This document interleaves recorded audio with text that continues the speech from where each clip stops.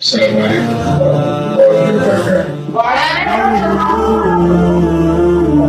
আবাবিল থাকি চাকরি পাবেন কাবাকে হেফাজত করার জন্য আল্লাহ তাআলা জান্নাত থেকে আবাবিল পানি বের করেছেন।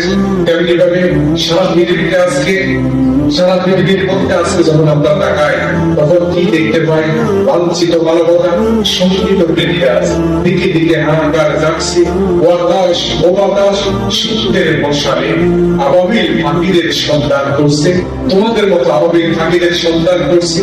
আজকে ভারতের পশ্চিমবঙ্গে আজকে সুরেন্দ্র অধিকারী ক্ষমতা আসার পর থেকে মুসলমানদের উপরে যৌন নির্যাতনের নিষ্পেষণের সে অত্যন্ত মারাত্মকভাবে মুসলমানদের উপর আঘাত হানছে।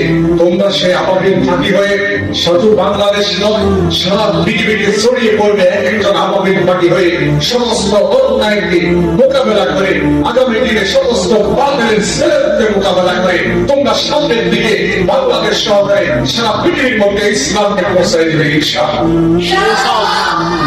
তোমাদেরকে সেই তৌফিক দান করুন। আমিন। হাযা ইলমি ওয়া ইলমু ইনদাল্লাহ।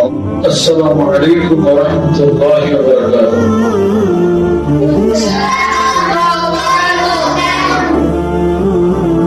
এমন কেউ কি আছো তোমাদের কোরআন থেকে উপদেশ গ্রহণ করার মতো?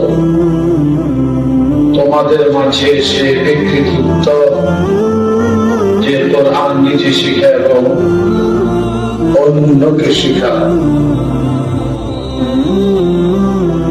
বলেছেন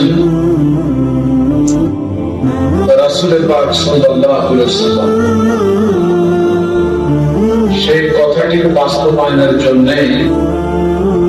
আজকে ঢাকা রাজধানীর দক্ষিণ পূর্বাঞ্চলের শনিয়াখড়ার সংলগ্ন শনিয়াখড়া থেকে বিদ্যালয় যাওয়ার রোডে স্বপ্ন শপিং মলের উপরে আবাবিল ইন্টারন্যাশনাল মাদ্রাসা, আমরা এখানে আসতে এবং বসতে পেরে একযোগে বলি আলহামদুলিল্লাহ।